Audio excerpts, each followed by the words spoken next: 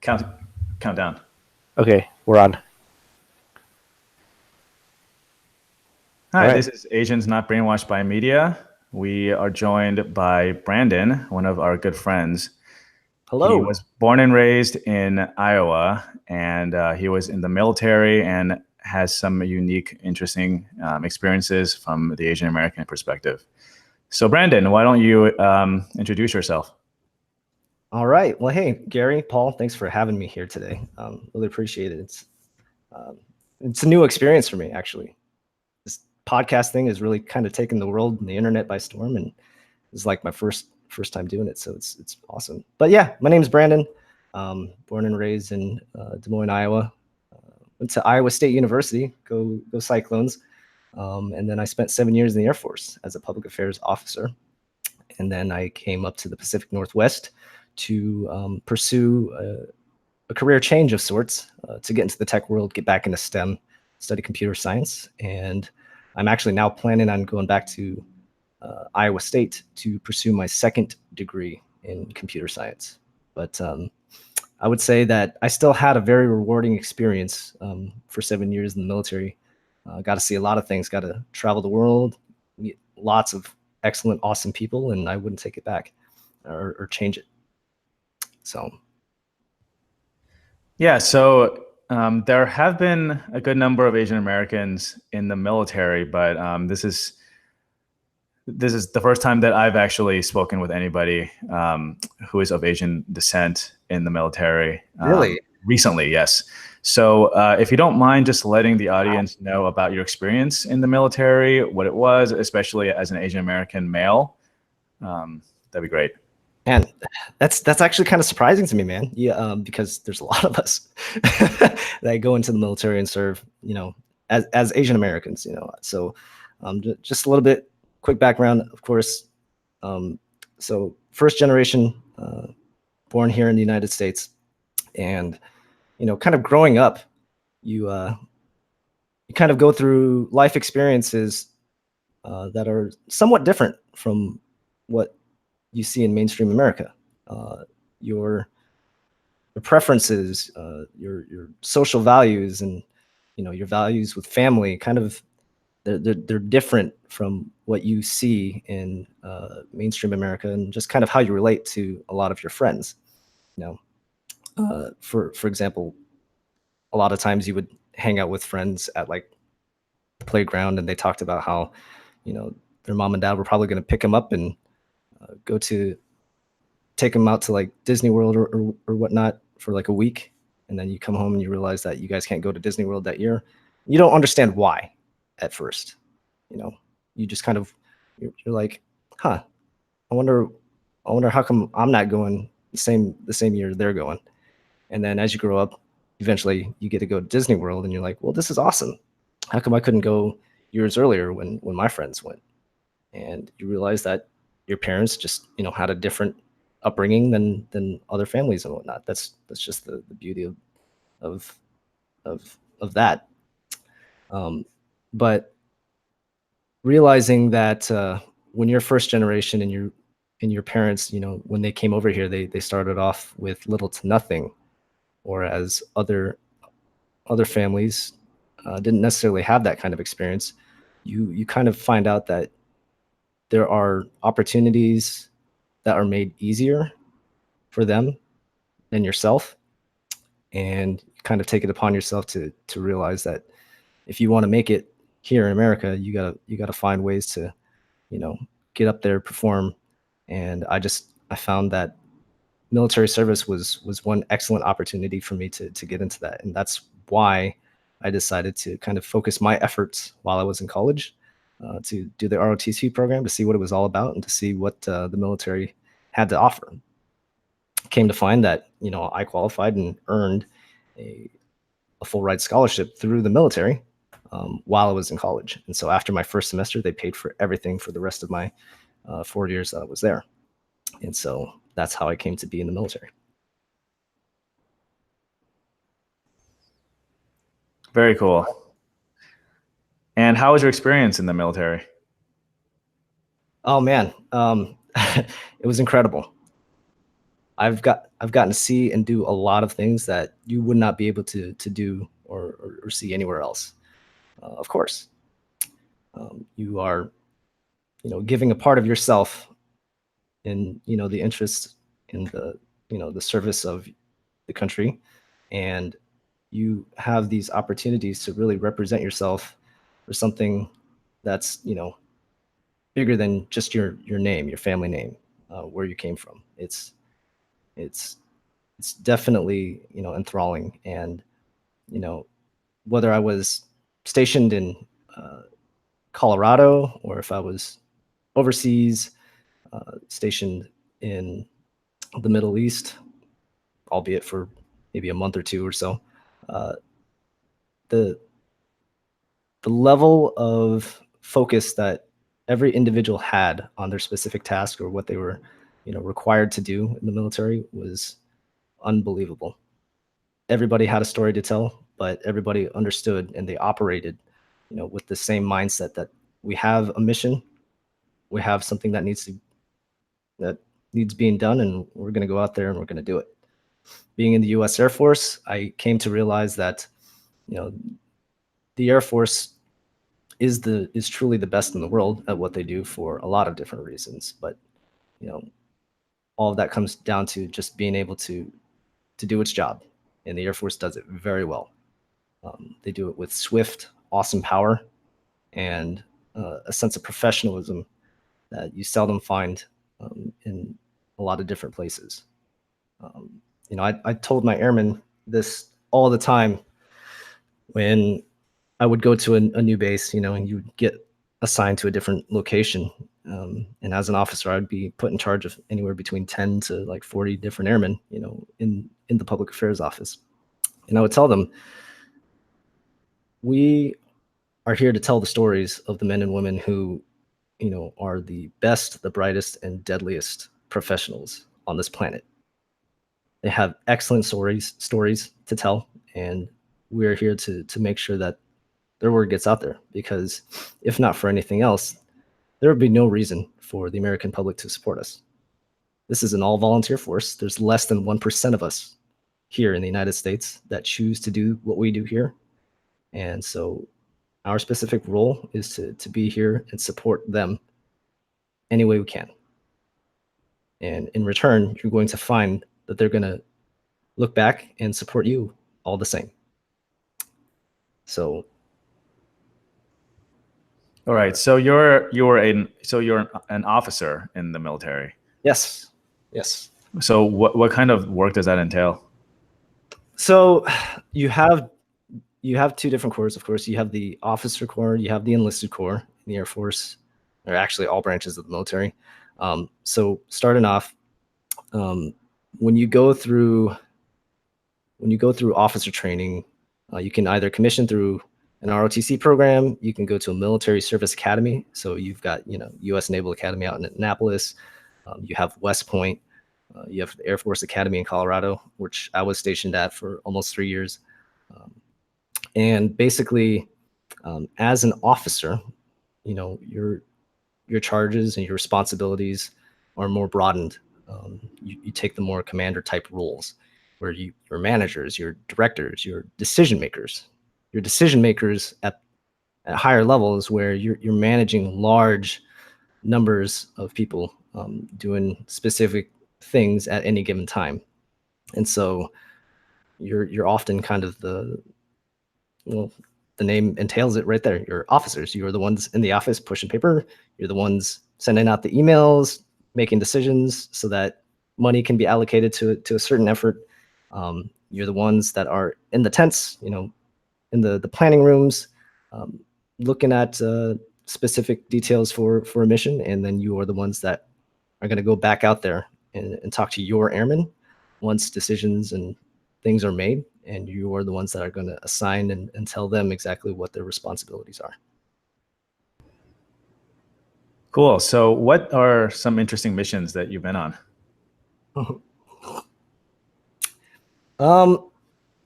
So I know you can't tell us too much without, talking about classified information, but yeah, right. No, I had some awesome assignments that gave me some pretty neat projects and things to work on. I like to say things like projects and whatnot because as a public affairs officer, right, I wasn't a combatant. I'm sure a popular military term that a lot of people like to use is POG. I was definitely a POG, and it's an acronym for something that I can't remember off the top of my head. But long story short, just a non-combatant in the military, you know. But an interesting one as a public affairs officer that I did was when I was in Tampa just a few years ago. I was assigned there as a media officer for Central Command. So that's a geographical U.S. combatant command that oversees operations and activities in the Middle East, specifically the 20 countries in the Middle East. And for a time or two, U.S. Central Command were very much in the large spotlight because of our campaigns in Iraq and Afghanistan for the last decade or so. So U.S. Central Command, definitely prided itself, and a lot of people had this idea that if you got assigned to Central Command, you were a somebody. If you got that assignment there, they're not just going to send anybody there. Somehow, some way, your name kind of filtered through somewhere, and you would be put into this pool where you would be picked up to be assigned there for a stint or so. I, of course, was assigned there on quote air quotes deployment. So where other folks get 6-month deployments or a few 1-year deployments to Afghanistan or Iraq or Kuwait or something like that, or Qatar, as a lot of people like to say it. I got chosen to go to Tampa, Florida. So how about that for a deployment, right? While I was there, we had to deal with a lot of airstrike issues, especially with Human Rights Watch, especially with a lot of the large, the big media outlets that cover military beat reports on what was going on in Syria at the time. And an interesting topic came up when we had an engagement with a drone being shot down. Not our drone, I'm sorry, an Iranian drone. And I think we saw recently in the last couple of days here over the weekend that there was another Iranian drone that was shot down because it came too close to the proximity of some of our naval vessels out there in the Strait of Hormuz. It was interesting because at the time, we were given very little information or very little specific information on exactly where it came from or whether or not it was actually indeed an Iranian aircraft or unmanned aircraft. But we were told to put out the information, like labeling it as an Iranian aircraft. And I was thinking to myself, like, what? We're actually putting something out there without verifying where it came from. And I had to literally take this information and walk it, in my right hand, take it and walk it to our commander's office. And long story short, you typically don't do that. A lot of times things are done via email or electronically. And so when you have somebody walking to, a commander's office physically with a printed paper in their hand, that's usually a sign that something's kind of, not right in the eyes of the commander. And he made it seem like it was wasting his time until I brought up my point of putting information to a wide audience without necessarily confirming exactly who or where it came from. So inevitably that delayed a release on us shooting a drone down by about a day and a half. So I would say, 36 hours or so. And it didn't have any heavy repercussions per se, but nonetheless, it did kind of raise a lot of eyebrows with the leadership at Central Command because usually in public affairs or usually with news media, when something happens, at least our mantra in Department of Defense, we want to have information out there within 24 hours of the incident happening. You know, any sort of delay, then it gives off the impression that you're kind of hiding something, or it kind of raises suspicions, right? And so that's kind of what happened. But I had a good reason for it. In hindsight, my leadership had a good reason for it, and they backed me on it. But that was interesting in the fact that there were moments where, hell, if I was any other officer, who knows, any other individual may have just put that out there. And what if we were wrong, right? So that was one interesting one.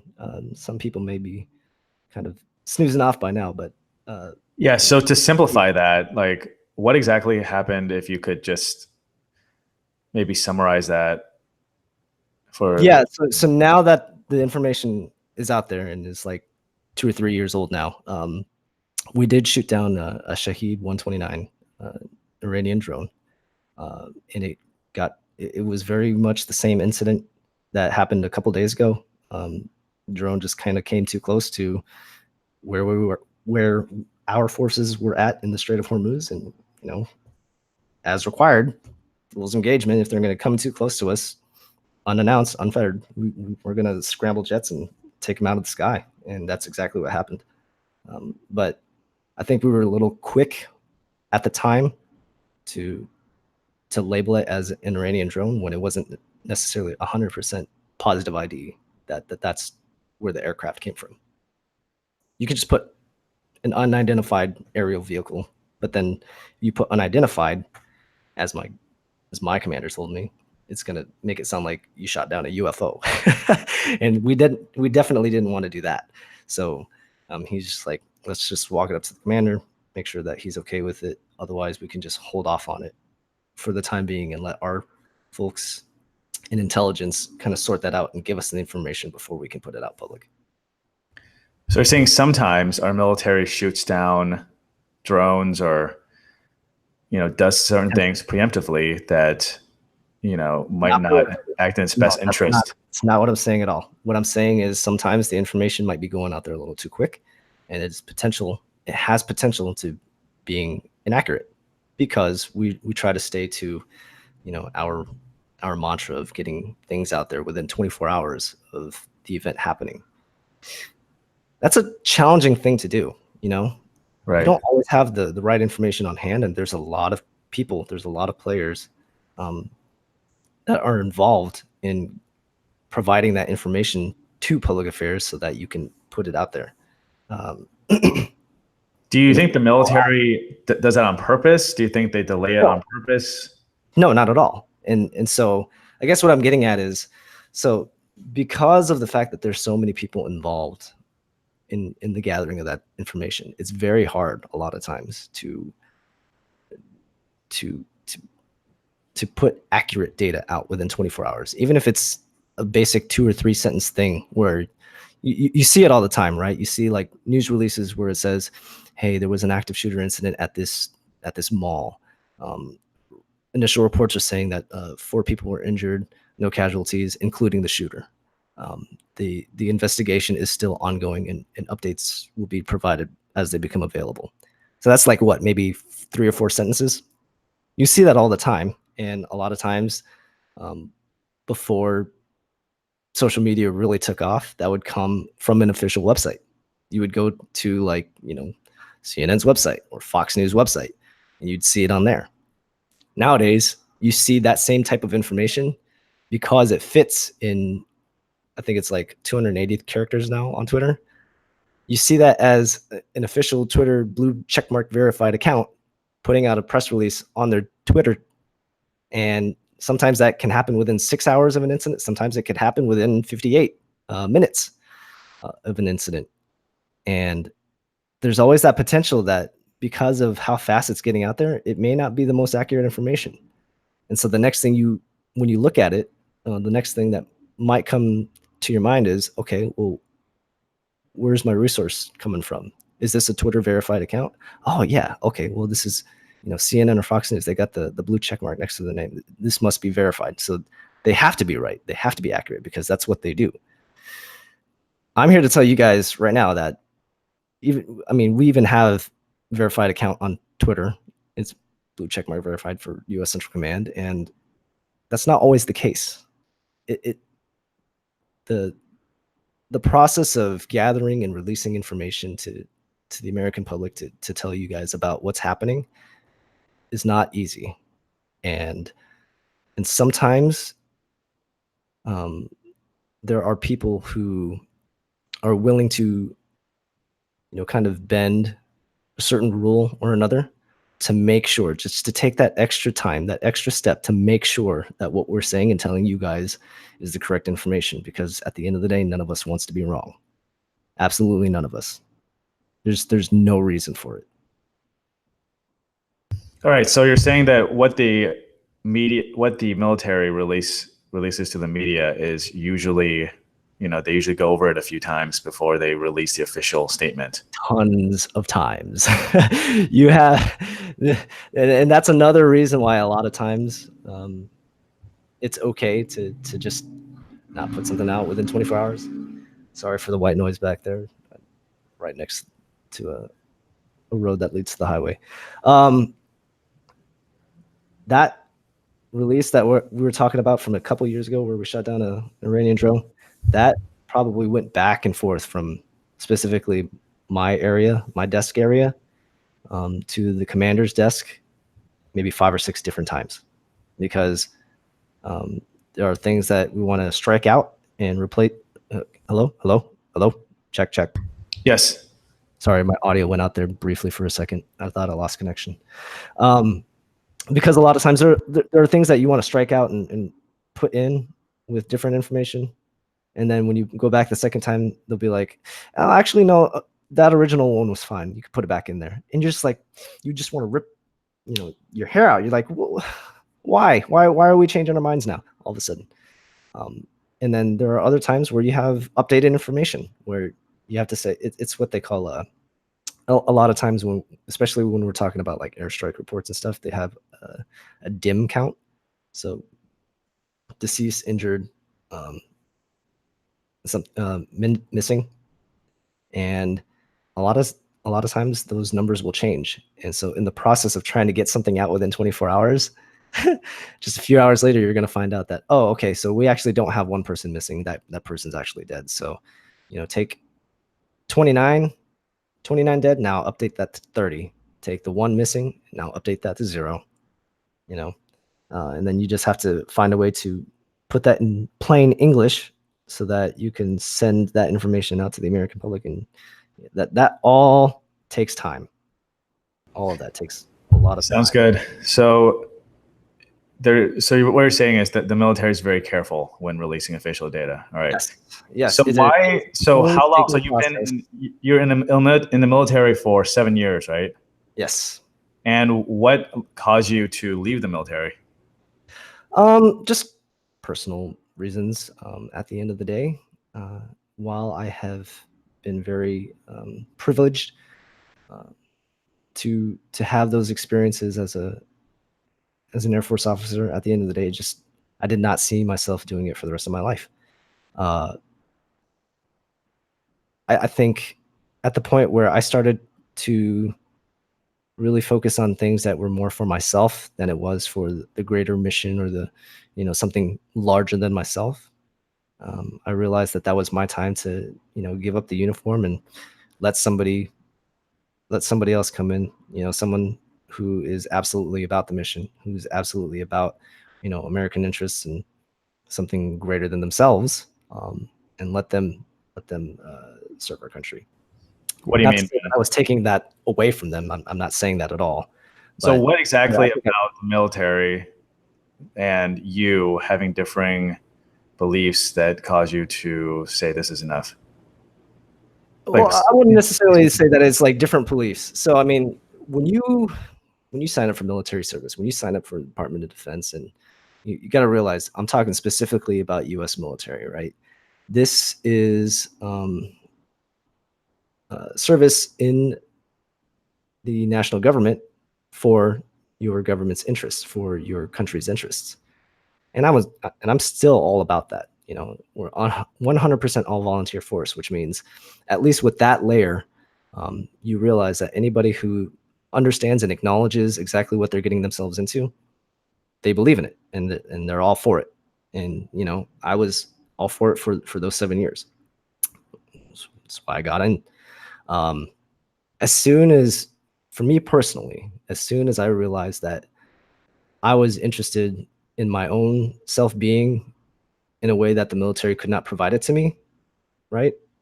Um, I realized that I probably didn't want to wear the uniform any longer, or serve in the military any longer, and I just wanted to pursue my own interests, which is why I decided to, utilize the benefit that I earned while I was in the military, post 9/11 GI Bill, and go back to school, do a career change of sorts. Didn't want to be public affairs for the rest of my life.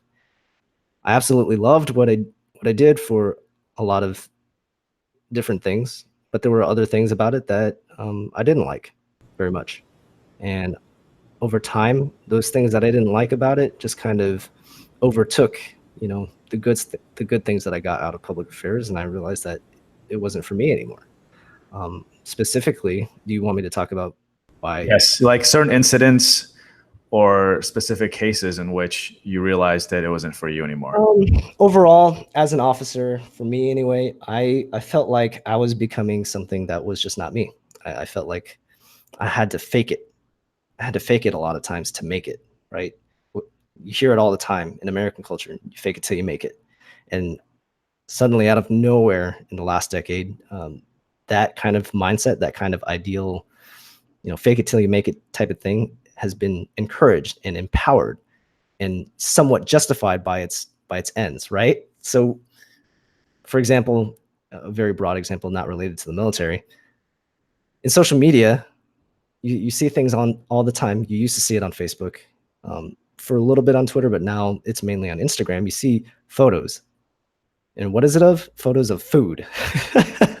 So a lot of times you see people, putting things on social media, whether it's like good looking selfie or day at the beach or something like that with a Mai Tai in their hand, or if it's, food at this 5-star restaurant. People are always, they're being very positive, and they're saying, oh, I love this thing.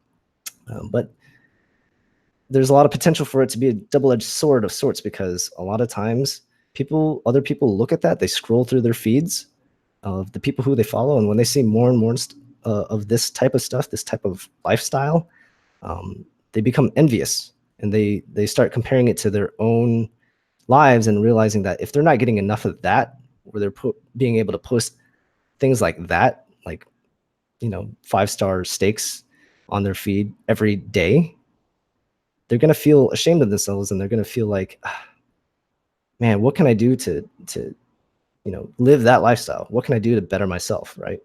And so it kind of drives people to really go out of the way to do these types of things that may not necessarily be within their means.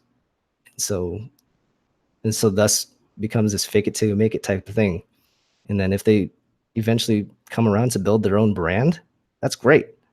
They build their own brand, and they can monetize off of that type of thing. And then now that they're out here saying, oh, we made it, we hit 1 million followers. Thank you guys so much. This is great. Awesome. But I'm apt to believe that not everybody can really do that. And that's just not a realistic way of living. I mean, you see that, right? Yeah, absolutely. But Yeah, you see that. pertaining to the military, like what was it about that kind of trying to show the world that you're one thing, but you're actually not doing it? Like, Yeah, like I guess you told me in private a few instances in which you disagreed with the military and their handling of affairs. I'm not sure if you want to tell us about that. Well, I disagreed with some of the public affairs best practices in the way we kind of determined what was, positive versus not positive, and that affected whether or not we put certain types of information out there.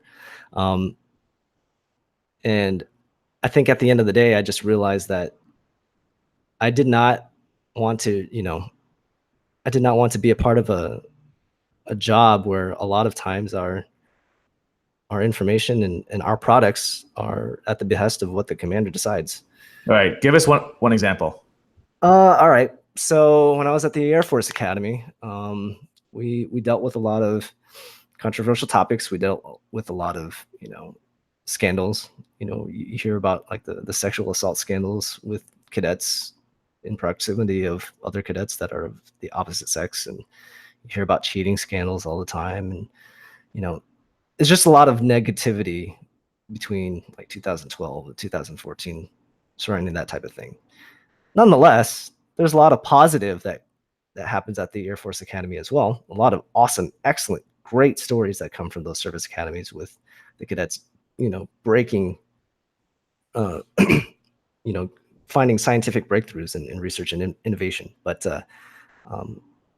our commander at the time specifically was caught up in the negative coverage regarding like a cheating scandal and this drug trafficking circle that happened at the academy, where there was like 30-something cadets that lost their commissions, and some of them got expelled from the academy.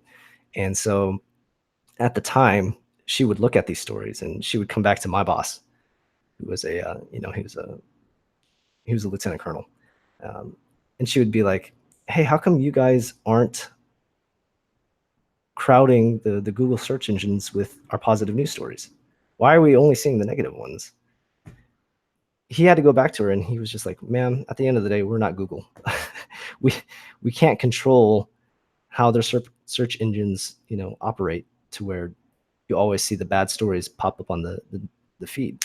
She would just literally go to Google, type in Air Force Academy, and then the first thing she would see is, the news stories that got the most views, or what would they considered was most relevant being most viewed, most interacted. And it was always the bad ones. And sometimes they would be a few months old.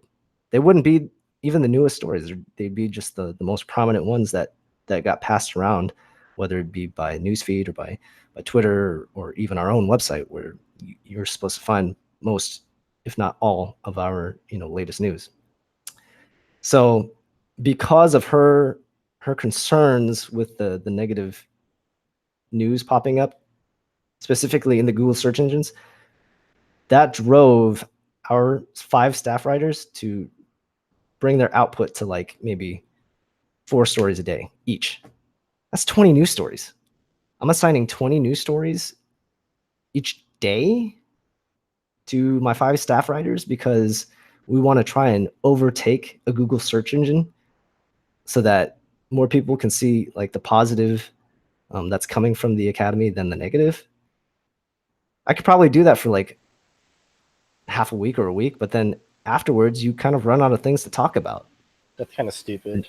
I don't think she understands how search algorithms work. Just somebody needs to explain to her. And quite honestly, neither did I, and neither did my boss, my lieutenant colonel boss. Neither did I was a first lieutenant at the time, and then I also had a captain that I was answering to, and none of us knew. But beside the point, the thing was, you're changing the workload on myself and our individuals, and it's going to drive them crazy. And it did for a while. I mean, I had a staff writer in particular who, he had a lot of emotional issues, for lack of a better term. And he was actually a prior sergeant in the Air Force, who then he wasn't able to promote.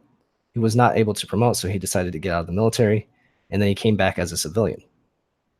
Well, he came back as a civilian, got hired there specifically to work at the academy. And as a civilian, GS civilian, it's hard to fire you, because you just have to.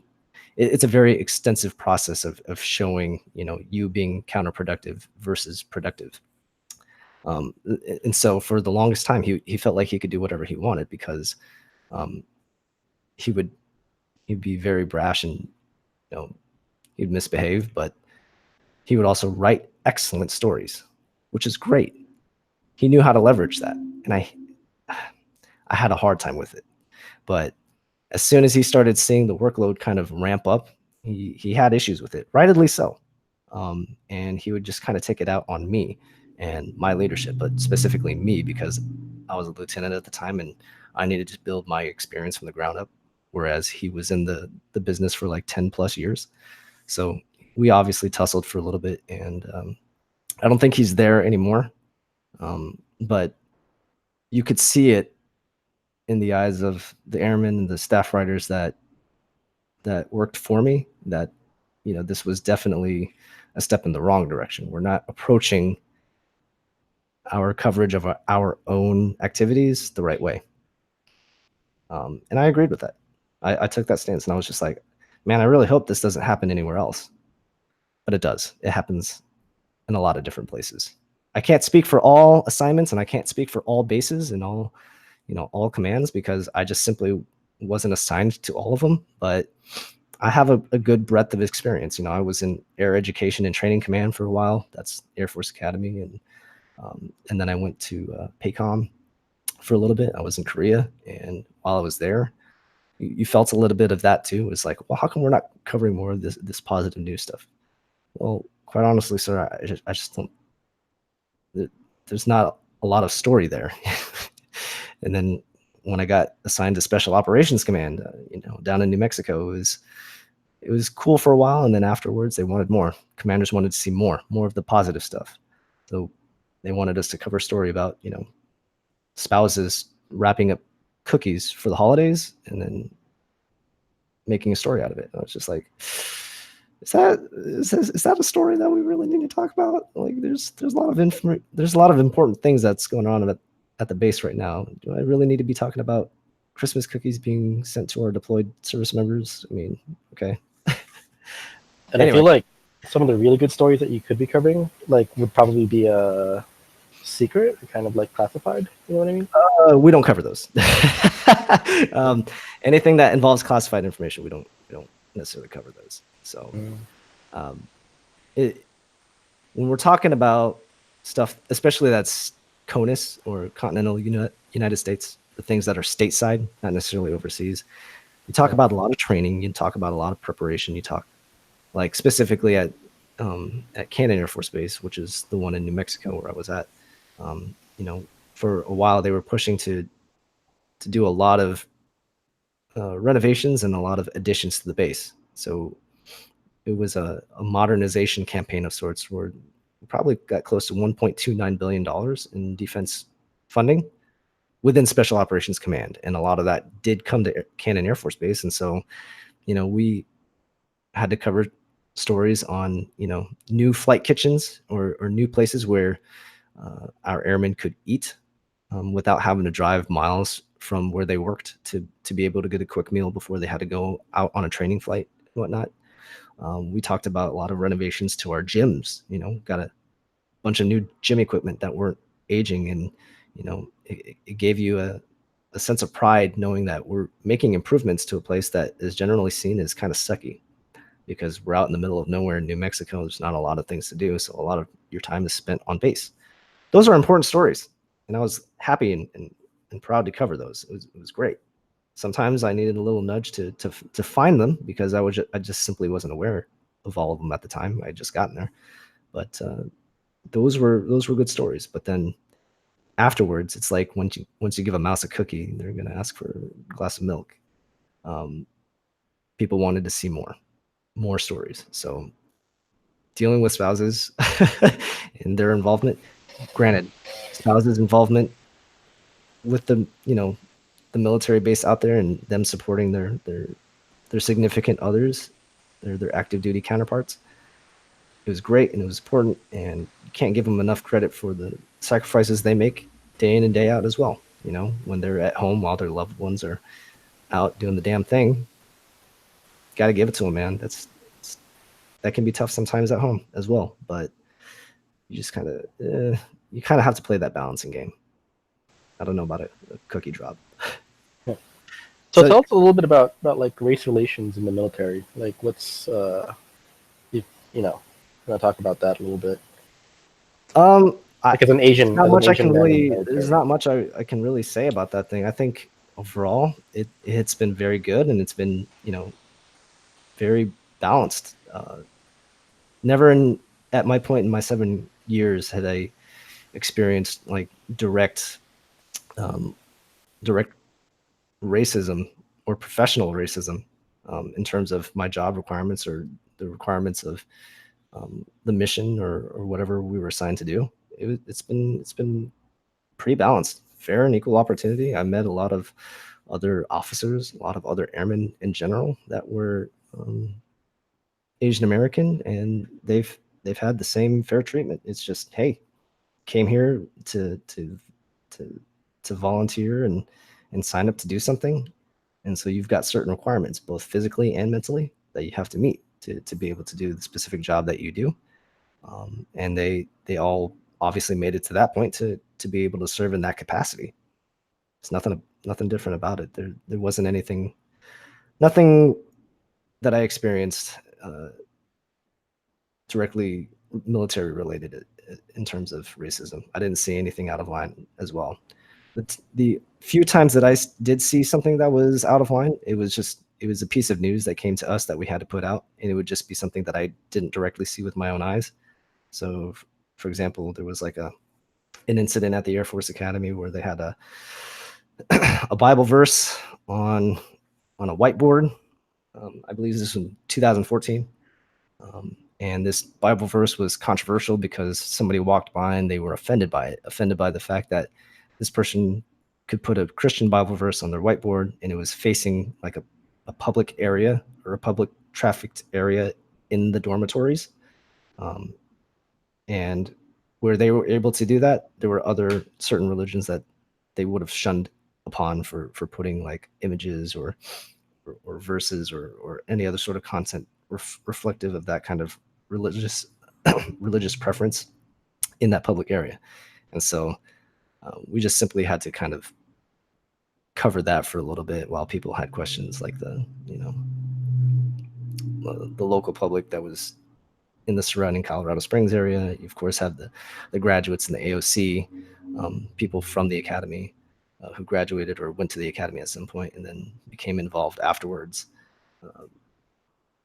That was probably one of the only times that I had seen something, where the military was directly involved with that kind of racism, but it didn't. Do you think that's because you're an officer as opposed to enlisted? Like, do you think racism against Asians in particular is more prevalent in the enlisted? Because I have seen a lot of cases, well, not a lot, but a few cases in which, you had an Asian American guy that got bullied so much that he actually committed suicide. I think there were 2 cases in the past year. I do hear about those, and I do remember some of those. Yes. Yeah, I would say being an officer definitely has an influence on whether or not it affects you or whether or not you see that type of thing, because you're in an entirely different environment, right? Officers are typically more seen. I mean, that's inevitable. When you've got 100 people answering to one person, that one person is going to a lot of times be an officer. And so, yeah, I guess because of my limited scope being in the other side of the Corps, the only way I could really see and experience those types of things is if I were to, put myself out there and go into the environments of enlisted or cadet life. But even so, that's hard for me to do. One, you're just kind of relegated to your own work, and a lot of times you wouldn't have the time to go and hang out with enlisted or cadets or anything like that. But secondly, if I were to do that as an officer that's known in the area, that's kind of like you are very much skirting that boundary where you kind of go into the realm of possible fraternization or the perspective that someone might be looking at you and thinking that you're fraternizing with like cadets or enlisted corps. You just kind of have to maintain that kind of invisible barrier, if you will, of professionalism, and just realize that at the end of the day that you're not there to be their friend. And so you can't be there to be their friend unless you're like completely away from the installation and you guys are hanging out somewhere, you know, on the weekend or something. So do you think people are less racist in the officer corps because they're more educated or they're more intelligent, or? Try and ask that question again. What exactly are you trying to ask me? Like basically, so, as I was getting at, the enlisted, especially Asian Americans, deal with more racism. Do you think that's a result of the enlisted corps in general being less educated, so they tend to be more racist? Or is it because you're an officer, so people look up to you? No, I think it's exclusively the kind of conditional and work environment that you're in, because and I'm hard pressed to label the enlisted corps as being less educated,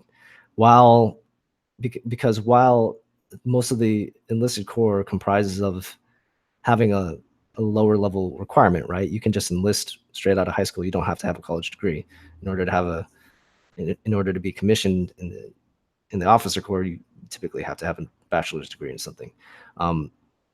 While the requirements are a little bit different on paper, at the end of the day, I think there are some of the best and brightest enlisted folks out there that in a lot of cases, they are just more aware, more in tune, and smarter than their officer leadership because of the fact that they've been there for more years. It's an interesting dynamic because you have airmen, and I'm talking Air Force specific here, but I'm sure other service branches can relate. But you have airmen that have been at a base for like maybe 4 or 5 years, six years in some cases, and that's their career path. They get an assignment for 4 or 5 years, and then they go to another one. Whereas officers, they try to make us more broadened leaders. So they want us to broaden our horizons or broaden our experience in different commands. So when we get assigned somewhere, we're only assigned there for 2 or 3 years, 3 years at the most. And so when you're at a specific command or at a specific base, the way things are run, they've been in place for years. And an airman that has been there for 4 or 5 years is going to know much more of how things are done than an officer that's only been there for 2 or 3 years. You can't see that any other way around. So no, to go back to your original question, I don't think that the racism issues experienced between enlisted and officer are that much different. I mean, I don't have a margin to go off of, but overall, I don't think they're that much different. And quite honestly, I don't think enlisted folks, I think people kind of prop each other up more than they put each other down in the enlisted corps, I would say. So what happened to those Asian American soldiers who committed suicide as a result of the bullying? Were those, do you think, just isolated cases? Which one specifically? Let's actually talk about this. Which one specifically?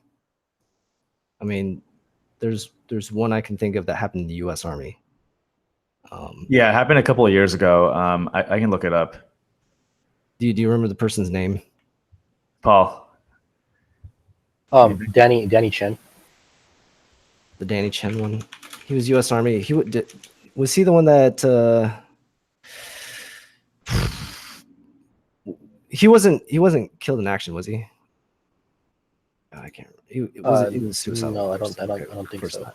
No. Danny Chen. I'm gonna look this up now.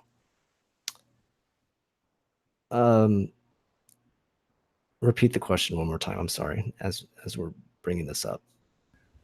Well, I was just asking whether or not what he experienced happens in more than his case. I mean, according to Wikipedia, he died from a self-inflicted gunshot wound to the head. Okay. He was subject to physical abuse, ethnic slurs by superiors. One dragged him out of bed and across the floor when he failed to turn off the water heater after showering. Apparently he was called things like Gook, Chink, Jackie Chan, Soy Sauce, Dragon Lady, etc. Not sure if that happens or if you've heard of it happening. It's pretty appalling. Oh, so you're talking about just kind of like the stuff that happens inside of a tent, or the stuff that happens in a locker room, or that type of thing. Well, that too, yeah. But in general, but yes, that is one area. Nothing to that degree from what I've experienced or what I've seen. No. Getting dragged out of your bed across the room? No, not at all. I'd imagine if someone put their hands on me, for example, or quite honestly, any other reasonable individual, they'd probably fight back. But I only speak for myself.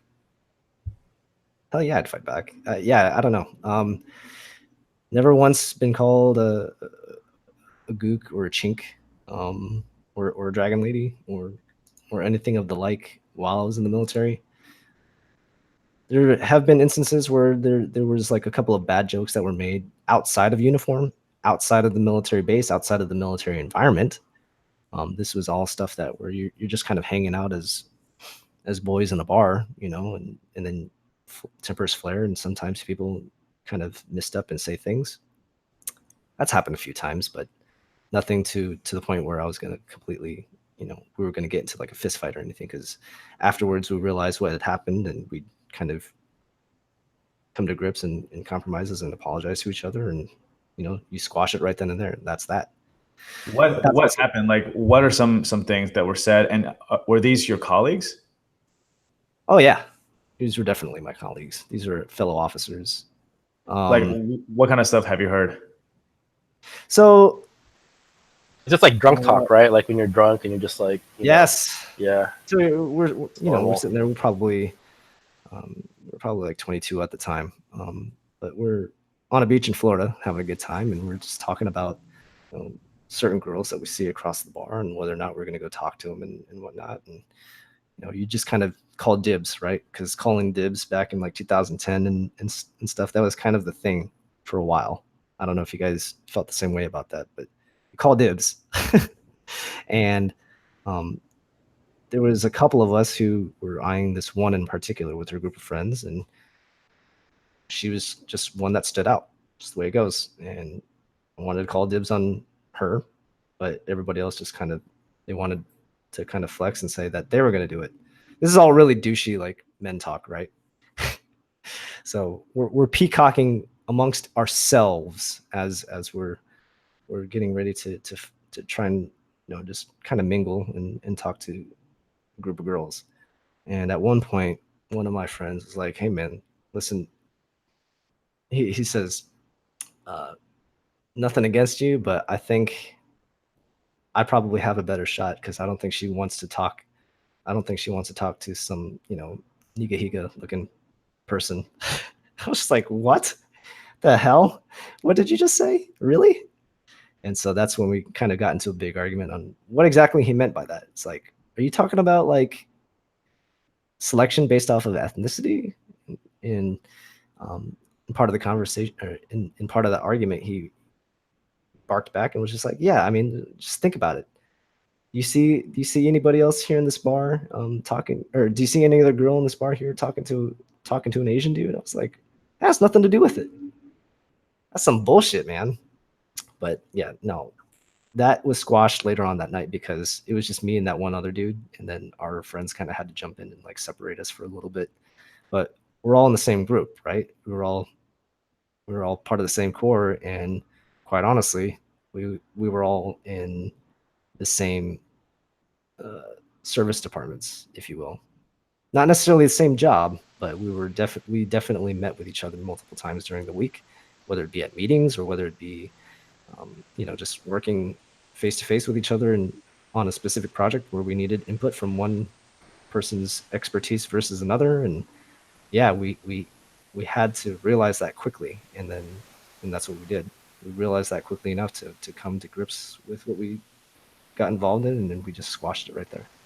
So did you guys actually get in a fight, or No, or just were you like almost, like you just almost got, and then like people, then like not even almost. I think it was tempers flared.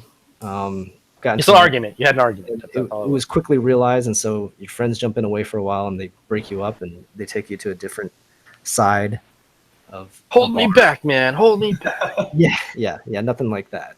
Okay. It's just like, So- damn, I can't believe you said that. And then you just come back later on, you'd be like, hey man, I apologize for what I said. You know, He's calling me a chink.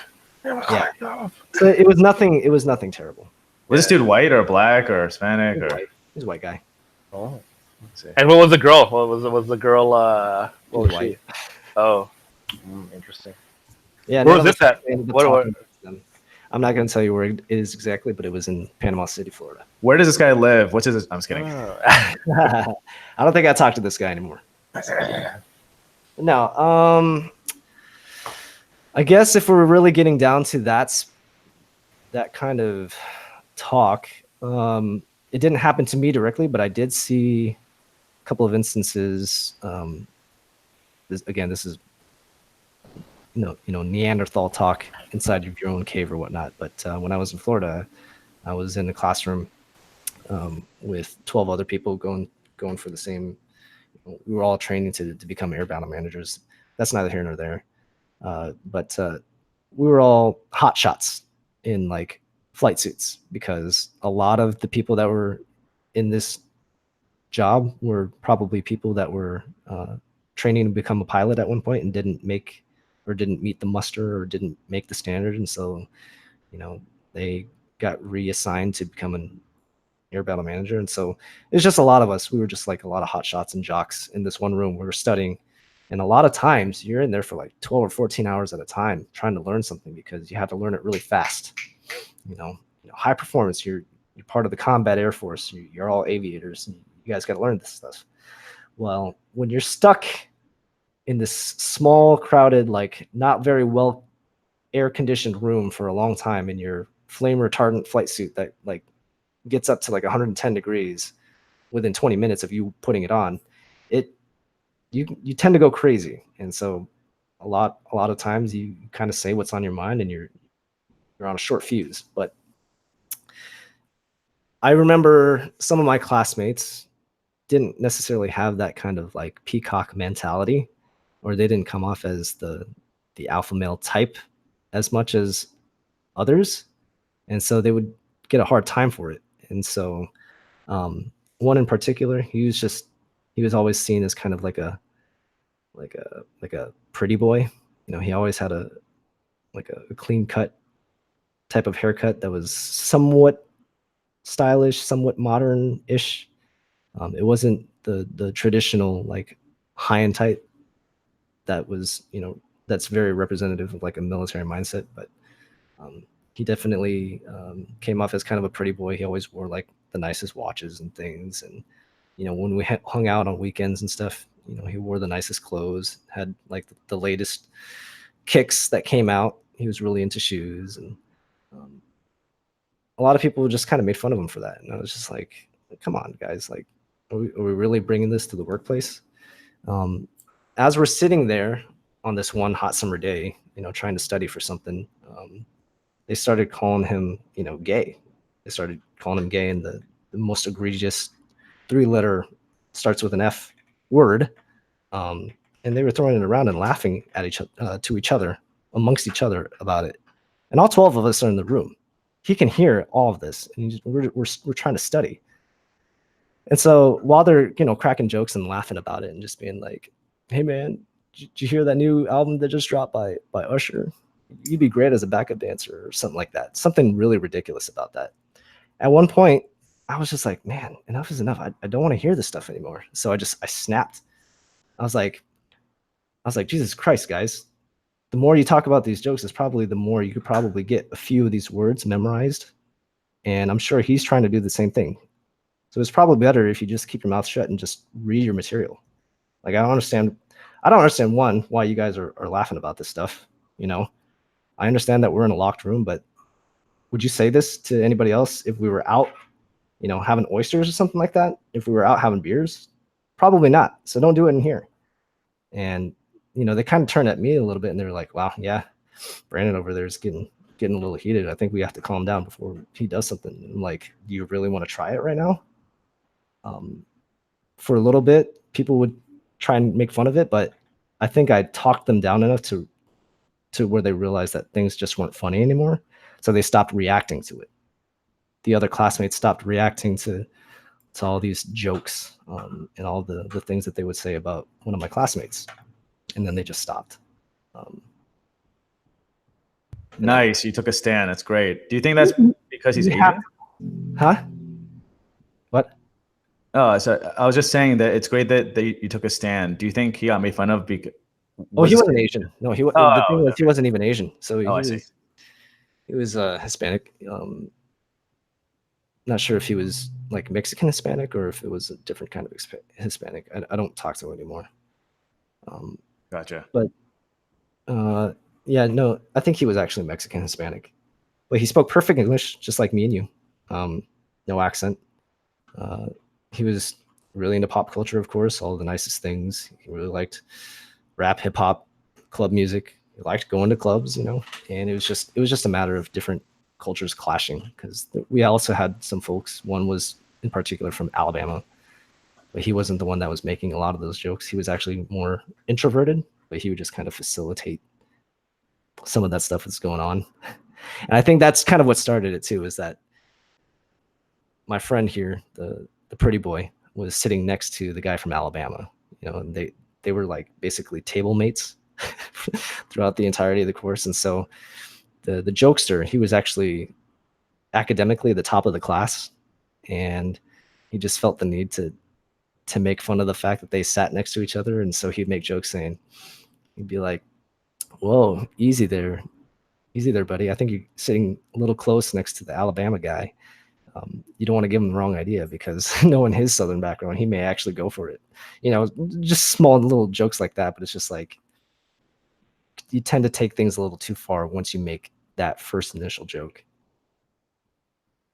Right. Not sure if there's anything else I'm not sure if there's any other questions that I have regarding the military at this point. Yeah, I'll just kind of end it at this. Then I mean, end of the day, my experiences in the military were fantastic overall. I wouldn't take it back any other way. They were invaluable. And I definitely became, you know, more aware of myself, my interests, and, you know, what I strive for in my own lifetime. And just realized that I just didn't want to do it for 20 years. That's all. I just didn't want to make a lifelong career out of the military, as fantastic as it has been. And I just decided to move on and pursue my own personal interests. But what did you do instead of what personal interests? Like, did you? So now that I'm out, I've decided to, you know, go back into a STEM, or go back to try and get into a STEM related career field, particularly in computer science, you know, as program manager or software developer or something of the like. Still learning that now. And, you know, it's been an enriching and interesting experience thus far, but overall I like it as well. Nice. Yeah.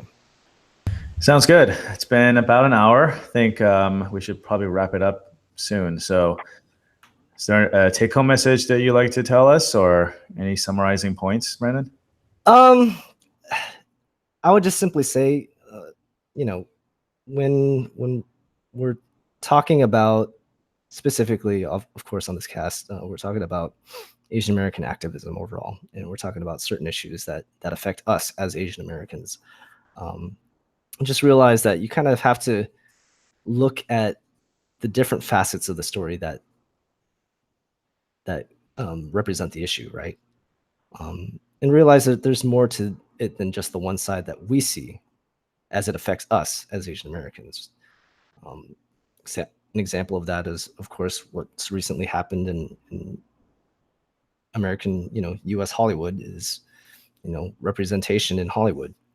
You have an individual, Scarlett Johansson, go out and say that as an actress, she should be able to be, you know, be requested to and be able to accept a role to be able to play whatever lead, whatever animal or tree that she so chooses, and that the industry sees her fit to do.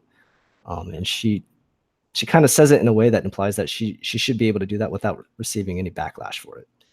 I see that as, I kind of agree with her on what she says to a degree. But I think it just simply comes with the territory that if you are in showbiz, you're not going to be able to make everybody happy. And it doesn't matter what you decide to play, or which role you decide to pursue, someone's going to have an issue with it. And so for anybody out there who is looking into these issues and taking a position or a side one way or another, I would just encourage you guys to just look at the different facets of what makes that issue, and then just kind of think to yourself on how you feel about it and what you would do in that situation. Because there's not necessarily a right answer especially when it comes to showbiz and entertainment.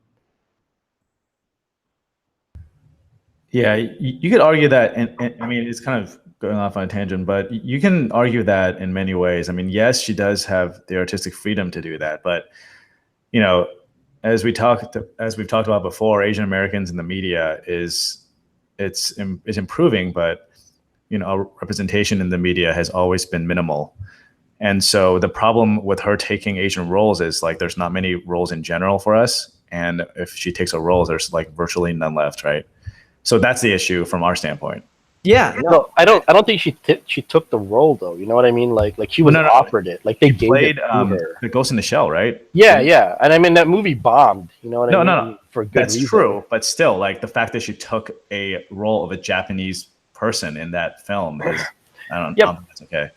Well, what I'm saying is, so let's just look at that briefly. I actually, leading up to this week, I actually took some time, gritted my teeth and found ways to get through it. But I actually watched the original 1995 anime, and then I watched the live action movie. Yeah. In the background as I was like playing a video game or something. I don't know.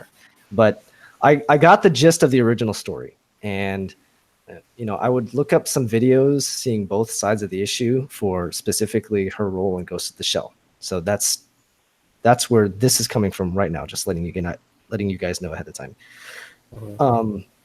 So of course, Ghost in the Shell, it centers around a character who they call Major, but her name in the story is a Japanese name. It's Mitoku Kusanagi, and her appearance is what they consider a shell.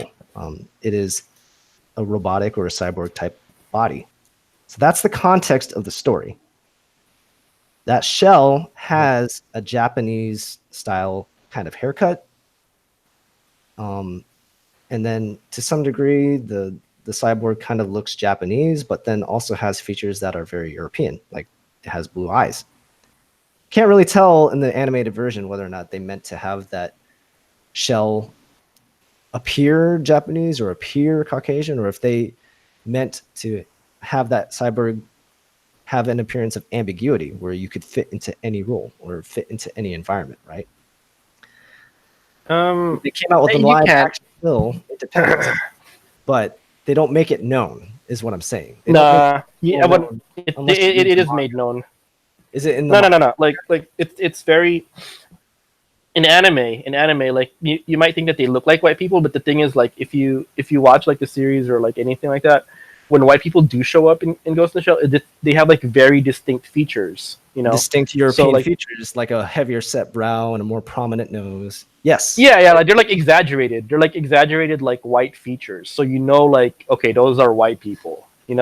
So it's assumed, like, because it's made for a Japanese audience. It's assumed exactly that everyone else. It's an assumption that's made by the audience. It's an assumption that's made by the audience. It's not made official by the director, the creator, or it's not written into the script of the film or the anime, basically, or the story overall. It's they don't make it apparent except through the eyeball test or through the animation that you see on screen.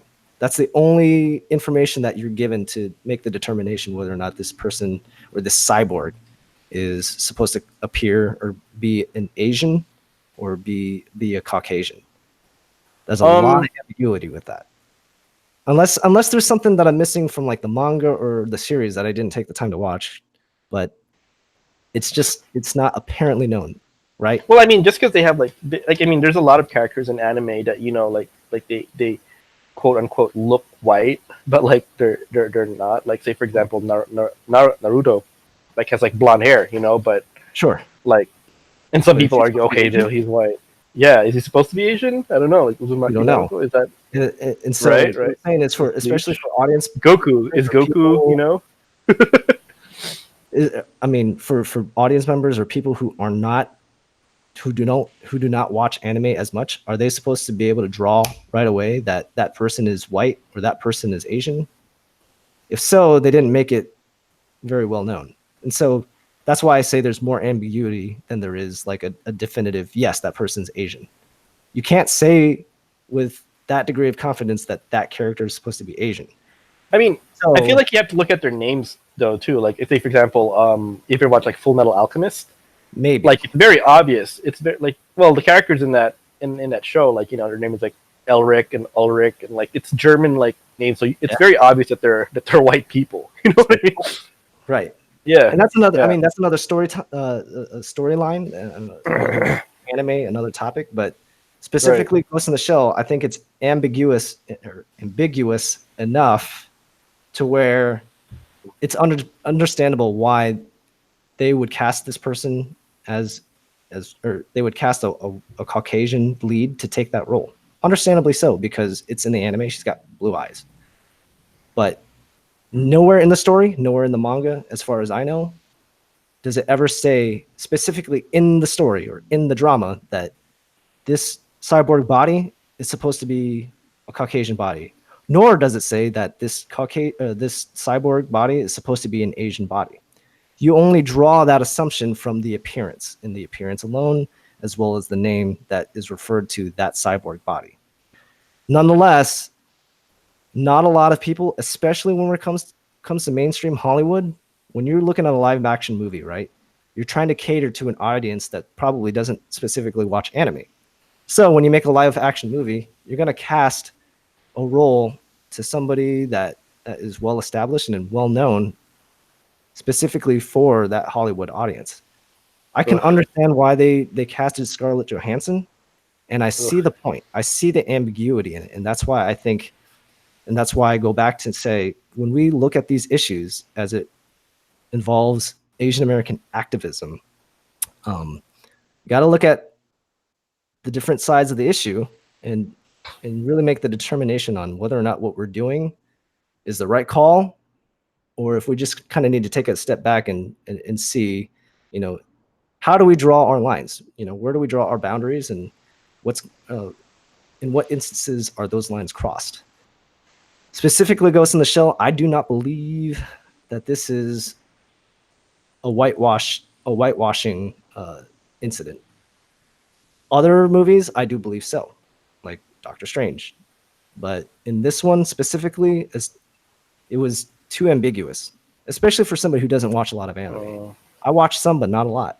I mean, give me your side of it. I mean, I watch a lot of anime, and I was kind of a fan of Ghost in the Shell, and quite Yeah, frankly, I was very disappointed with the casting decision.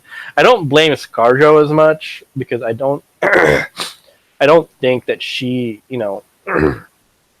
don't think that she really pulls the strings or like really makes the casting decisions. But I feel like it's the people behind the scenes who like casted her or who made that decision to cast her that should be at fault. I think he's just like kind of like a face, like a right. prominent face that people like can easily spot and hate on and like Uh-huh. put their anger out on. But I don't think that ultimately that was like her decision to make. And I mean like it's easy to get mad at her because she's a very public face. But whoever it was in the back end who made that decision should be the one getting crucified, in my Yeah, opinion.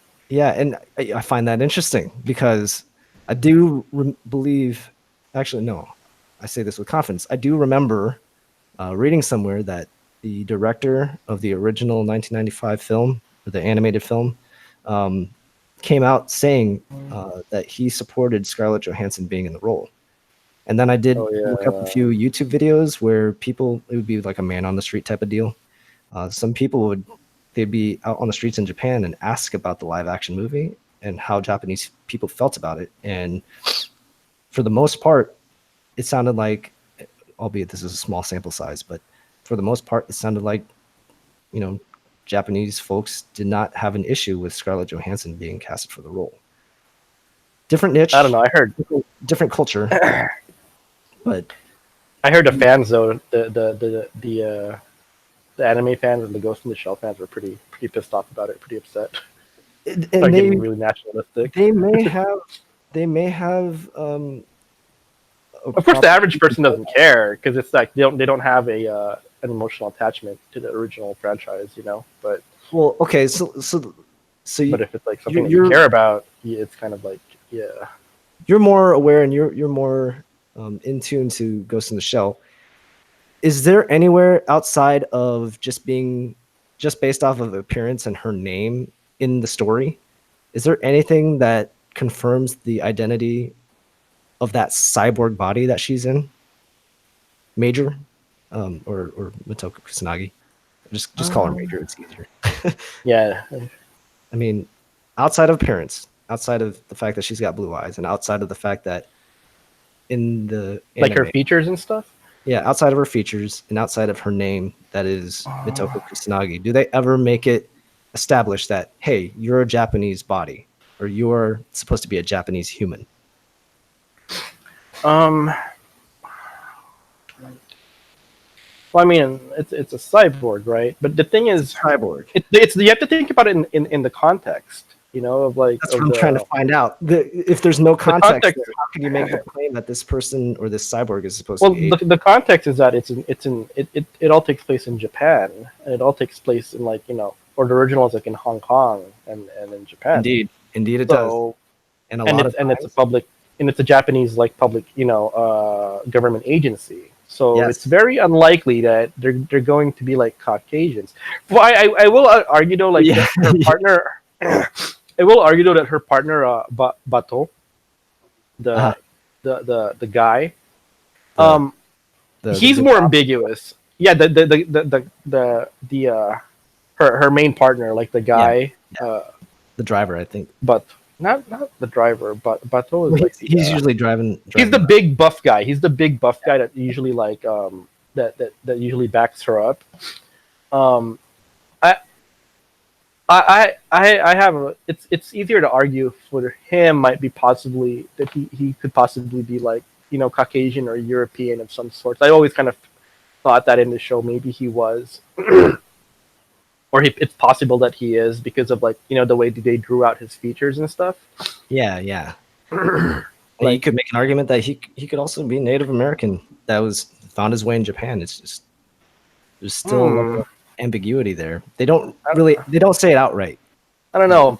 Well, what I'm saying is that like just looking at him, like it seems more like like if you watch the show, like it's harder to make an argument for Motoko. But for Bato, like I feel like there's a little bit more ambiguity there. I always kind of suspected like partially like maybe he might be partial European ancestry or full or maybe like some kind of Eastern European. I'm not really sure. But then at the end of the day, you just can't say for sure because it wasn't made apparent in the story. I guess the only thing is the names, like the names, and I mean it's not like cyborgs have like a nationality, right, or anything like that. And that's the point I was making with we say for certain that this is an issue of Asian representation in Hollywood because the story itself. I absolutely think so. Like there were better options. Like I feel like there's that one Asian girl from Battlestar Galactica could have done it. Like we all obviously, as we've seen now, that the movie didn't do very well, and I think a lot of that has to do with this issue of Asian representation in Hollywood. I don't think that's okay. I think that I don't think it's because of Asian representation so much as like the lack of authenticity. You know what I mean? Like when you shoehorn like a white character into an Asian role like that, and you try to sell like you're trying to sell like sushi to the American audience wrapped in white bread. Like people are gonna be like, what the fuck is this? It's like, this is a hot dog. You're telling me this is sushi, but this is a hot dog. You know, like. Yeah, yeah. To a degree, to a point, I see where you're coming from with that. Do I think that that's what happened with the production of this movie? Not necessarily, but tomato. Nonetheless, we all can agree that the movie didn't do very well, as we've seen, and by the numbers, it didn't do very well in retrospect. And it's easy for us to talk about it now because obviously we're talking about it in retrospect. It's already happened. But at the time, people were up in arms about it, right?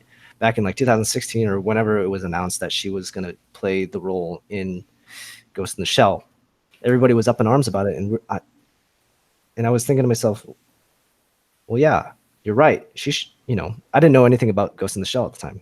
So I'm very much as guilty of this.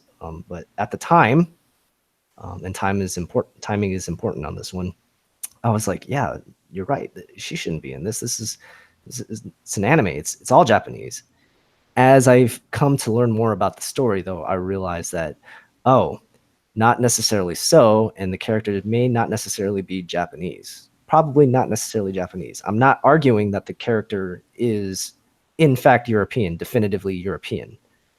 All I'm saying is the character was ambiguous enough to where they could reasonably cast someone like Scarlett Johansson to make up that cyborg body, especially because of the fact that in a lot of Japanese anime and a lot of story, the anime stories that are produced in Japan, they do have characters that seemingly have European features.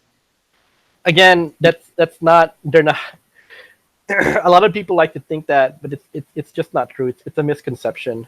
Like, just because it can be seem, or they have like big eyes, so they must be white, or they have like blonde hair, they must be like European.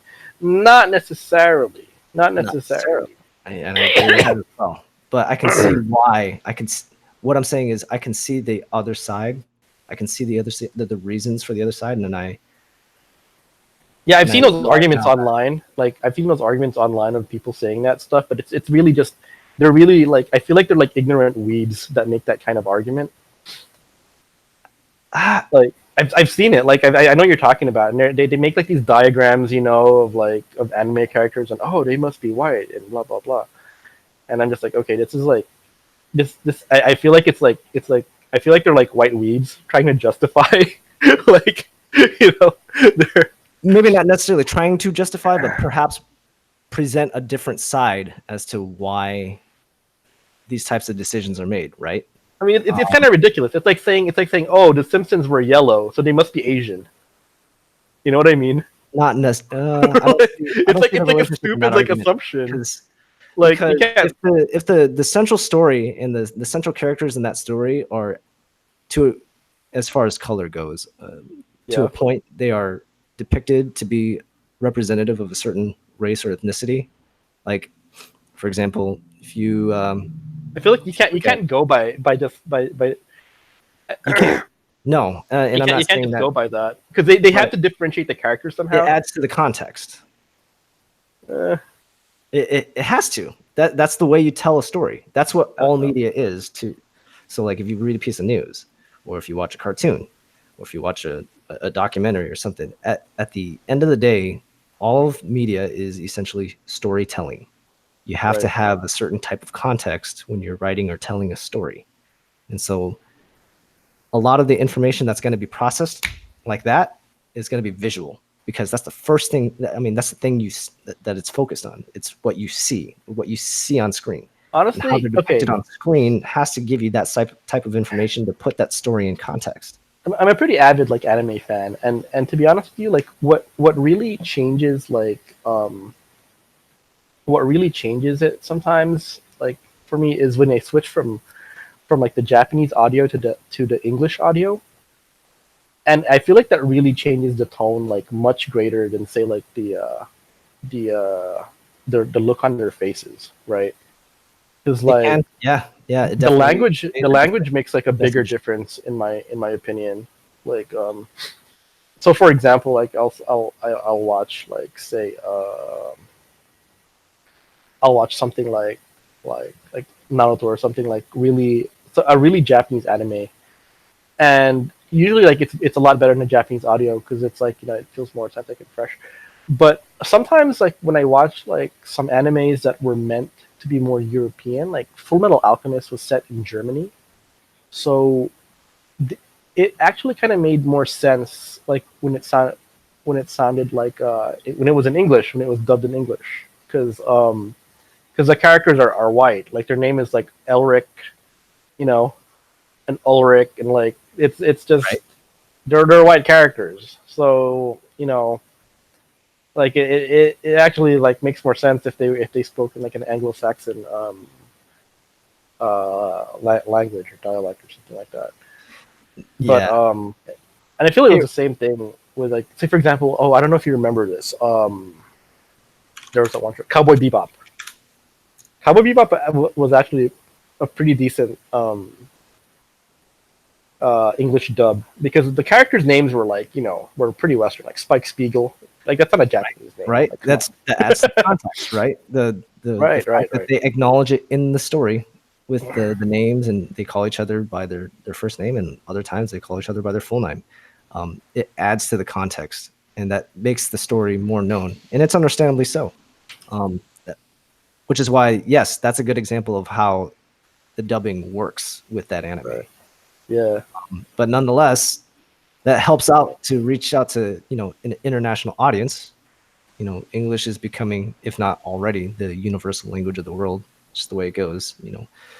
Um, and if you're reaching out to a specific audience that maybe hasn't been into this type of thing already, you kind of have to cater to them a little bit. Like for example, I was watching a Twitch streamer and she was talking about how she was really into Chernobyl. But the one thing that bothered her was the fact that everybody in Chernobyl is speaking English or European version of English or with a like accented English. And she was just like, but aren't they in the Ukraine? And it's just like, aren't you like, you would have like heavily Baltic or Russian influence. So you would think they'd be speaking Russian, right? And I'm thinking to myself as I'm watching her talk about this, I'm just like, well, yes, obviously, as it's happened and as it's happened in history, that's what they'd be speaking. But this was a specific production made and catered for an American audience. And the only other way we would ever actually get to, understand the story and what they're trying to convey with their dialogue is if they speak English. Just the way it goes, you know? Mhm. Real quick, I don't know if you can hear me, Gary. Hello. Yeah, we can hear you now. Weird. I guess my mic was off or something. I tried to interject a couple times. I'm not sure if I think you were muted for a while. I kept looking down at the little character Weird. icon, bottom right, and you were just muted the entire time except for like recently before. Oh, weird. I think I tried to interject once or twice. I guess it wasn't heard. What's up? I was just gonna. So first of all, we should wrap it up. It's gone way too long. But I just wanted to say that I completely agree with Paul. So firstly, Brandon, I just want to say that you don't watch anime, right? So coming from your standpoint, it's hard to understand. But the fact that those, I mean, I watch anime. I don't watch a ton of it, but I do watch it. Probably as much as I do. do. Draw the characters a certain way does not make them white. Just because they have blue eyes, it's just the way it's drawn. It's just a style, right? And I'm not saying that character. Listen, hold on a second. In particular, that show, Ghost in the Shell, is set in Japan. The character, Major Kusanagi, looks completely Japanese, with exception of the blue eyes or whatnot and certain features. I agree. But again, that's the way the characters are drawn. She is a Japanese character. The culture is completely Japanese. And Japan itself is like 99.9% Japanese as a culture, also as a country. Why would someone from that country that's so homogenous, and again, in the setting of Japan with the Japanese name, looking Japanese, why would they draw a character to be white? Like, I don't understand that mindset. And so that's obviously, so casting a white person in that role, like based on what I've said, does not make sense, right? Because the character is Japanese by all intents and purposes. And also the thing is, though, she's a cyborg. So yes, you can technically argue that she can be white or whatnot, but not in this setting, right? It's pretty much, she's pretty much a Japanese character. I'm saying there's enough ambiguity. Hold on. We'll pull back on the auto fire for a second. Hold on. Let's switch it to selective fire or semi-auto. What me and Paul had been talking about is the level of ambiguity that leaves it open to interpretation. That's hard. That's hard to say definitively that she's supposed to be a Japanese character at the end of the day, but all signs point to she ought to be Japanese. I agree to I agree with that in a lot of cases, but I can't say for sure that that cyborg being in this damn film is definitively Japanese. She appears Japanese. She's got a Japanese haircut. But then she's got blue eyes. So is she supposed to be a Japanese character that has like blue contacts? Because that was an in thing for a long time. Some people still do it. Again, that's just the art style. But Brandon, that's ambiguity, right? That attributes to ambiguity. No, but see, here's the thing. Okay, so you can say that about any Japanese anime then, right? Because Goku technically is an alien, so he could technically be played by a white guy too, right? So can literally any anime. Right, he did, right, which is completely ridiculous. But you can make the same argument about anything. In addition, even in US comics, so I'm actually a fan of US comics as well, right? You have this character, so you have characters like Superman, Batman, Batman Beyond, Namor, all these characters who can theoretically be played by an Asian because they have black hair. Their facial features could be Asian as well, but they're always played by a white guy, literally every time. So that, so hold on, pause for a second. Let's talk about that specific perspective for a minute. And so my question to you is, that's a problem if they're always portrayed as a white person? So you just talked about Batman Beyond. Right. So yeah, that's a problem because Superman's an alien and Namor is Atlantean. Like, why are white guys playing their roles? And why are white people playing Japanese roles? Like, it just doesn't make sense to me. Well, aren't they set in the United States? The cultures that they are raised in? Right. No, that's what I'm saying. Because, okay, so I'm actually okay with a person playing whatever role, right? But the problem is that in that direction, it's always white people playing that role. And also, America is not as homogenous as Japan. America is 65% white, right? So you can. Okay, so I hadn't gotten to that part of what we were coming from on this topic. But what I'm trying to say is, if you are going to make every major comic character white, then why are you not making the Japanese characters Japanese? Like, if you're gonna play the game of, okay, you can play whatever role, just give it to the best actor, then why are you not having Japanese people playing white characters? Like, why are you not having Superman be Asian or black or Hispanic or whatnot? So if you're asking me that question specifically for me to answer it, I will give you this answer right here. As a fan that probably watches just about as much anime as you do, or reads as much comics as you do, which is not very often. But as a consumer, right, I'm willing to bet that the thoughts that were running through the minds of the producers and the screenwriters and the directors and everybody who's getting ready to make this live action film, they were probably thinking, well, we could put like a Japanese actress in this lead role, but are they going to be as well known as someone who has been an A-lister that has been willing or shown or expressed interest in taking this role? I don't know what kind of discussions have gone on behind the scenes. I don't know how they plan things before they make these decisions. I don't know what the decision making or producing process is for getting actors and actresses to take these roles. I don't think they even had auditions. I think they just choose whoever they want to choose. But I'm willing to bet that they're getting together for this project. This project is meant to not only bring this story to a mainstream American audience, but to also make money. Hence, capitalism in America.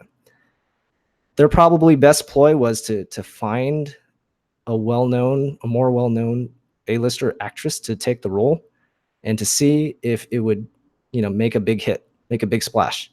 They're taking the gamble in the fact that this is a story that's complicated and is not well known in the mainstream American audience, but does have its niche in America. So they were probably wanting to take the gamble on a well-known actress versus trying to make a breakthrough type of thing with maybe even perhaps a Japanese American actress that might have had some roles, or an Asian American actress that is well known in America that has had some significant supporting or lead roles in the past. Had they casted like Lucy Liu in the role, for example, would they have been more successful? We can't say for sure. I don't know for sure. But that's probably their thought process when they were getting ready to make this film. And that's why I don't think that it is, I'm hoping I'm using the right term here, overtly being selectively racist as so much as they're just trying to cater to the certain audience that they want to bring this story to. Does that make sense? Yeah, it makes sense, but so I'm not making adamant assumptions about the cyborg body. I'm only using the Ghost in the Shell story because this is one scenario or one instance where there was so much ambiguity. I really had to take a step back from what I initially thought, which was very much what you guys are arguing about right now. No, this is misrepresentation. They're totally whitewashing Hollywood. I had to take a step back from that and look at the opposite side, simply because I did not know enough about the anime, nor did I follow it heavily enough. So I had to really look at the other side of it. And now that I've seen the other side, I've realized, oh, this is probably why they casted Scarlett Johansson, not to be racist and not to misrepresent Asian Americans in Hollywood, but simply because they thought that this was their best shot at having a blockbuster film, which obviously in retrospect now didn't happen.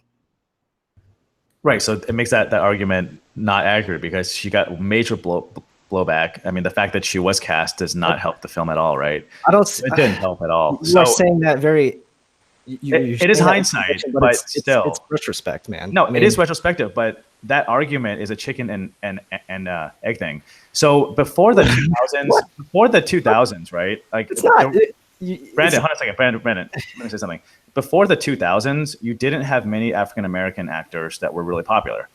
But can Hollywood just say, "Oh, hey, we're just not going to cast them because people don't know about them that much, so we're just going to only cast white characters"? Hollywood is not just a money-making machine. They're a media machine. They're not there to make money only. Hold on for a second. You just I don't know if that was meant to be a rhetorical question, but no. So hold on a second. What I'm getting at is from the 90s onwards, movie directors and people who cast people could just say, white people are making all the money, like Tom Cruise, Brad Pitt. So we don't even need to cast people like Will Smith. Who knows if they're going to make money? And this is before black actors became super popular. So that's an argument that they could have made at that point. It's a chicken and egg thing. Like how do you know they're not going to be popular if you don't cast? That's them? What you meant. And that's what they're doing to Asians. They're saying that we're not going to get people to pay at the box office because people don't know about us. But how are they going to know about us if they don't cast us? It's. Well, okay. Here's an example of them actually taking that risk, right? I'm looking this up right now. It's the beauty of sitting in front of a PC while doing this thing. So early 2010-ish. It's almost crazy to think that this was 10 years ago, right? But when The Walking Dead came out on AMC, that became the highest grossing television show for AMC. And one of the more significant and more popular characters in that show was not necessarily the main character, but it's Korean American Steven Yeun. Yeah. Glenn Rhee. Yeah. He rose to prominence and they kept him for a long time because of his popularity. And that was, I think, the time where Hollywood took note and was like, oh, well, look at this. After all, we can have, Asians in Hollywood and they can actually be popular. People will actually pay to go see them. Perhaps.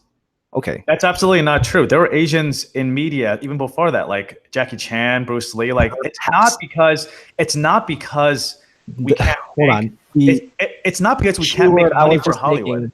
The key word that I was just saying was perhaps. I'm building up to it in a second. I'm building up to it. Give it a second. So as the seasons went along, 6 or 7 years later, he finally gets killed off the show. But then he announces that he got chosen for a lead role in a film that I'm still trying to look up right now. I think it was Mayhem. So he got a lead role. Finally, 2017 rolls around. This guy gets killed off the show, and then he gets casted as a lead role in a standalone film. And I say this kind of, reluctantly, because I actually have not seen the damn film. But that's a projection of what I'm trying to say here. He was chosen for a lead role in a film called Mayhem, and I'm looking this up now. And I just don't think it did that well. It's a standalone film. It has an Asian American actor that, that stars opposite of a Caucasian female about something, and it just didn't do that well. I mean, it was kind of a B movie. It wasn't really well promoted, and it didn't really get like the support that like most movies do. Like, I mean, there's plenty of like Asian movies that do well though. Like, I mean, Jackie Chan's movies, like Rumble in the Bronx, Romeo Must Die. Like, but that's what I'm. That's the there's point. Plenty. The support you're talking about comes from the audience members, right, or the people who are in what we consider mainstream Hollywood. And so, if people should be supporting more Asian American roles, why aren't they going to see the movies? Again, I say this reluctantly because I didn't go see this movie. Well, I mean, I saw it. I actually went to go see it, and you saw it. Did you like the movie? I mean, it was okay. It was pretty cool. But it was good to see an Asian American in the role, in a lead role in a film. Yeah. Asian female, which was great. This was everything that people have been asking for, and I'm talking writ large here. I'm talking.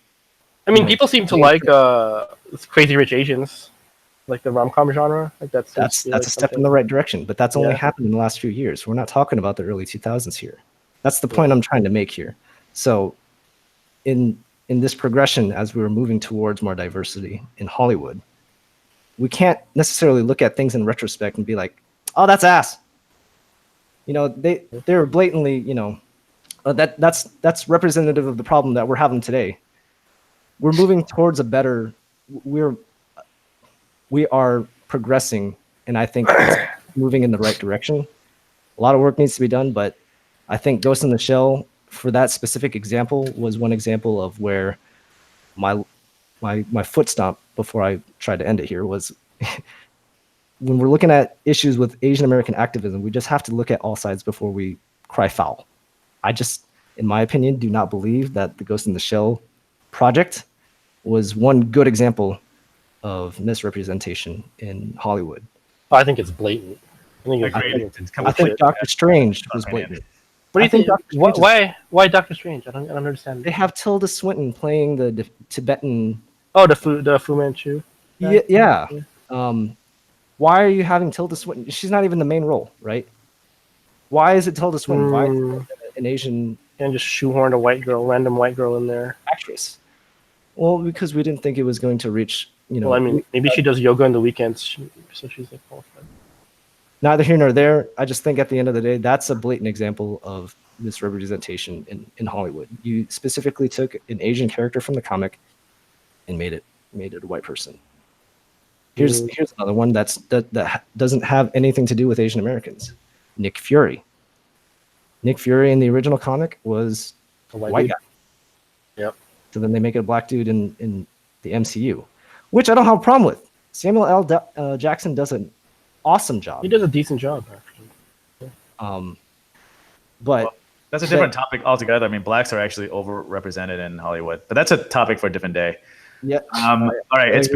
It's been quite long. So I think we're just gonna wrap it up. Yeah, man. So thanks for you guys' time today. Yeah, thanks so much for joining us, Brandon. We appreciate it. Yeah. All right.